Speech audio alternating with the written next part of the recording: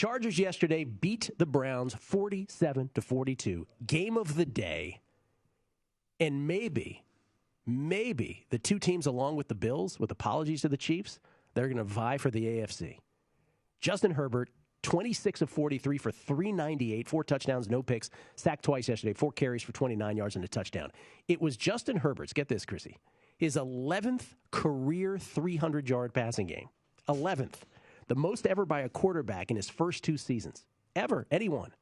12 total touchdowns, no picks his last 3 games. Austin Eckler, 17 carries for 66 yards, 2 touchdowns, 5 catches for 53 and a touchdown. Mike Williams, 8 for 165, 2 touchdowns. Keenan Allen, 6 for 75. The Chargers scored 26 fourth-quarter points. 26. But now here's needed every one of them. And needed every one of them. Here's the genius. Well, there's a few times. Let's go to Brandon Staley, who I now am convinced is the best coach in the National Football League. I will not be talked off this position. Yesterday, 4th and 2 at their own 24. 4th and 2 at their own 24, down 27-13. With 10:34 left in the third quarter, he goes for it. 9-yard gain. Because you know what Brandon Staley gets that no one else gets? If you're going to lose by 100. It doesn't matter. But are we trying to win the game? You're playing to win the game. It's not going to work out every time. Sometimes he's going to go down in flames. But if that's Anthony Lynn coaching that game yesterday, or maybe anybody else, the Chargers might get beat by 3 or 4 touchdowns. Mm-hmm. Instead, after that, they matriculate the ball down the field. Then they go for 2. Down 8. Get that. And from 27-13, 4th and 2 at their own 24, it's 27-21, completely new ball game. Then 4th and 8, down 35-21, in field goal range of the Cleveland 24 with 7:48 left. Goes for it again, 4th and 8. Doesn't just kick the field goal to go from 14 to 11. 20-yard gain next play after that touchdown. Trailing 42-41, though. Here's the best part of it all. 3rd and 2 at the Cleveland 11 with 1:47 left. Staley understands there's no point in scoring quick. So he instructs Eckler to slide short of the goal line. If you're going in the end zone, slide short. Eckler does that. He makes Cleveland use their last time out, and he looks to milk the clock. Then, though, a little bit of an error. Mm-hmm. Rather than kneeling, because obviously they don't trust Tristan Vizcaíno at all, their kicker, they run a play, and the Browns push Eckler into the end zone. It's Staley versus Stefanski in a genius battle. What was your word, Parles? A symphony. This is beautiful. They fail to convert the 2-point conversion, but the D holds it for a 47-42 win. 493 total yards. They gave up 531. There are your Los Angeles Chargers. I said a pick 'em. Chargers and Ravens sight unseen. I don't know what to make it. My numbers come to pick 'em. Actually, the Chargers maybe a 0.5 point favorite. I see the Ravens mostly 3.5 with some juice on the dog, or 3. I'm definitely the Ravens are favored by 3.5. I think that's I had to look at the injury list. Did something happen to Herbert? Chargers. We got our first play. What? Okay, and let me tell you that sight unseen. But if the Chargers were going to kick a field goal and try to win by 2, and I'm not sure if they were going to just figure Eckler could score again with no time remaining. Why didn't he just kneel? I love that.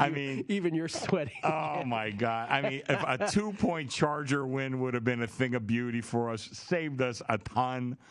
Wouldn't have made us a winner for the day, but it would have saved us a ton. I mean, and then when they drag him into the end zone, I'm thinking, you got to be kidding me. I know they're not going to come down and score as good as. And by the way, I don't get all the Baker Mayfield hatred, but we'll talk about that some other time. But let's go back to that Chargers Browns game. Because I think, again, symphony is a great word, what you said. Staley, on the Megapod on Thursday, we had Rufus Peabody, who was kind enough to join us also with Captain Jack here on a numbers game. But Rufus was talking about how, this has been, we got in a whole debate. I said Brandon Staley. I made the point that I thought in-game coaching is more important than preparation before a game, and that's obviously debatable. But we went down a few rabbit holes, to be honest with you. But that Brandon Staley, specifically Staley, but also the Stefanski getting it and pushing Eckler in the end zone, that was a thing of beauty yesterday. It was brilliant on Brilliant. both. Well, Yeah. I still think it was more brilliant for Stefanski, which he would have just taken a knee, for God's sake. Come on, Staley. Plus, like I said, the two would have been a thing of beauty. You wanted to make a few points about it. I do. We were talking about home field advantage very briefly, and then we got cut off. Home field advantage is pretty much non-existent. And I know Rufus has some numbers going back to like 2019. I take it back all the way to Bill Walsh, 80s, even into the 90s. He kind of figured out a way for that 49er team to travel and not face a disadvantage being away from home. And I think, if you look at the tree of, Walsh people who are now in the league, Andy Reid, there's a bunch of them. I think they learned that too. And right now, Jeff Fogel, who I retweet an awful lot, Jeff Fogel does great analyses on college and pro football. He has one this morning, and he's been showing this for the last couple of weeks. Home field is essentially zero. Now, I still have some slight home fields because the market kind of dictates it, but it's really essentially zero. And yesterday, home teams were 5-8. We had a neutral game. They were 5-8 against the spread. It's non-existent. And your Seattle home field's going to dissipate now that Russell Wilson is out too. It's funny how that'll happen with home field, right? Yeah. If you're not good, you're just not good. Yeah, I have two teams with a 3-point home field advantage: Green Bay and Denver. Denver, for a variety of reasons, being up in altitude. Green Bay just plays better at home. They just do. But mostly I got like 1s and 2s. I see a stray 2.5 here and there.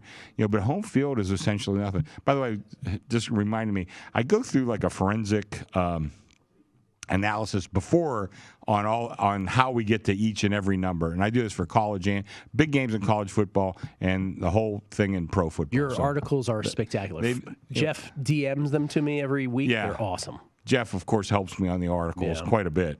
Quite a bit. Getting back to what you said, Rufus Peabody, again, was on the Megapod. He did say that, and that's the thing hanging out with Rufus. Whenever he's on the show, you always learn something. And we're talking about how there's no home field this year. We kind of figured last year with no fans there wouldn't be. But his numbers, like 2019, if you go back and crunch the numbers, there was no home field in 2019 either. Jeff, you wanted to say something about that, too, yesterday. Chargers. It was, again, you basically just said it. If Anthony Lynn coached that game yesterday, that game is over in the third quarter. Yes. Because they would have punted on the 4th and 2. Mm-hmm. They would have they may have kicked the field goal on the 4th and 8. They also probably would have never have adjusted at all offensively, because there was some times early in the first half where Cleveland's pass rush did whatever they wanted, and they were able to adjust. They moved Herbert out of the pocket. That led to a few big plays against that Cleveland secondary. That is a little bit of a problem. But in the end, that is as well coached and as well played of a game as we have seen since that Ram-Chief game on the Monday night at the Coliseum. And this game, again, to me, these are the two best teams in the AFC. I know Buffalo is going to be the favorite in the AFC, but I like these teams better than Buffalo still. I'm loving my 40-1 on Justin Herbert to win MVP, too. Oh, man. I'm loving that. I listen, I'll say this again, too.